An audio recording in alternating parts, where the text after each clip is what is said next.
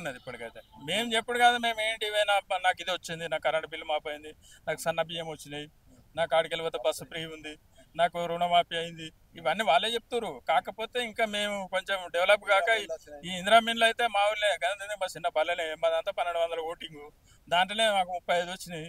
ఇంకా మళ్ళీ 35 వస్తే రెడీ ఉన్నాయి, వాళ్ళకి బిల్లులు ఒక్కొక్క బిల్లు పడ్డాయి, నడుతుంది, పనులు ఎందుకు నడతలేవు? ఇది వాళ్ళు ఏంటంటే ఎక్కడ వశం కాక ఈయన ఉన్నాయి పోతున్నాయి.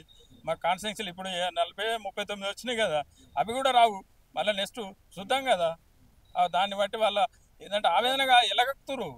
ఇప్పుడు కోపం వస్తే ఏం చేస్తారు, భర్త కోపం వస్తే భార్య మీద చేస్తారు, భార్య కోపం వస్తే భర్త మీద అవుతుంది. ఇది వాళ్ళ నేచర్ అనేది ఆ రకంగా ఉన్నది, మన వాళ్ళలో గది అట్లున్నది. అయితే ఇందిరమ్మ ఇల్లు ఏవైతే ఉన్నాయో ఇందిరమ్మ ఇల్లు కరెక్ట్ గా రావట్లేదు, పేదవాడికి చెందట్లేదు, ఎవరైతే వాళ్ళ పార్టీలో పనిచేస్తున్నారో వాళ్ళ వరకే ఇచ్చేస్తున్నారు ఇందిరమ్మ ఇల్లు అని చెప్పేసి మాట్లాడుతున్నారు టీఆర్ఎస్. ఇప్పుడు 30 ఏళ్ళు మా ఊళ్ళో ఒక ఆయన కనకచంద్రం అనే ఆయన ఉంటాడు, అట్లయినా 30 ఏళ్ళు కేసీఆర్ ఎటుంటే అటే జెండ బట్టి తిరిగిన వాళ్ళే పడే, అసంటోనికి ఇల్లు రాలే. అప్పుడు మొన్న నేనే పెట్టిన, అది వాళ్ళు టీఆర్ఎస్ వాడు. ఇంకా వానికి మొత్తం 3 ఆడపిల్లలు ఉంటారు, వానికి ఇల్లే లేదు. ఇప్పటికి 20 ఏళ్ళ నుంచి కిరాయిలే ఉంటుండు. వానికి మొన్న ఇల్లు పెట్టినా ఇప్పుడు పునాదులు తీసిరు, ఇలా బేస్మెంట్ పోతురు కావచ్చు.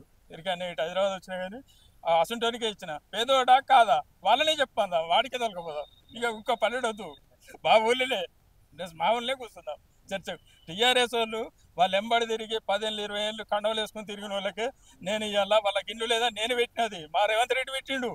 ఎరికేనా, మా రేవంత్ రెడ్డి పెట్టి వాళ్ళకి సన్న బియ్యం ఇస్తుండు, కరెంటు బిల్లు ఫ్రీ చేసిండు, బస్సు ఫ్రీ చేసిండు, రుణమాఫీ చేసిండు, రైతు బంధు ఎత్తుండు, ఇంకేం కావాలి? రైతులకు రేవంత్ రెడ్డి గారు అన్యాయం చేశారని చెప్పేసి కూడా మీ కాన్స్టిట్యూన్సీ ఎమ్మెల్యే మాట్లాడుతున్నారు. ఓకే, దానికి కూడా రెడీ. ఏంటంటే అప్పుడు హరీష్ రావు ఒక 100 ఎకరాలు కొన్నాడు, దానికి వేసుకున్నాడు, అది ఇలా బంద్ అయింది. వాళ్ళకు ఉన్నదా బాధ? ఎవరికైనా ఉంటుంది, నాకు కూడా ఉంటుంది. లక్షల ఎకరాలు అసంటోళ్ళకి ఎట్లా ఉంటుంది కదా. ఇప్పుడు నాకు 10 ఎకరాలు భూమి ఉంది, నేను అంతా సాగు చేస్తున్నాను, నాకు పడ్డాయి. నా అమ్మ అన్నున్నాడు, ఆయనకు 30 ఎకరాలు కొన్నాడు, ఆయన తుంతలేడు, అప్పుడు పడ్డాయి, ఇప్పుడు పడతలేవు.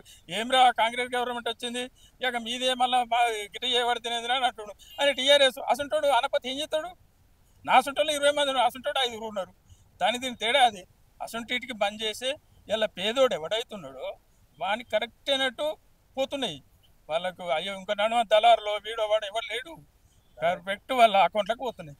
ఇది పాలన అంటే అది కాదు, అది దొరల పాలన, ఇది గరీబుల పాలన, ప్రజాపాలన అది.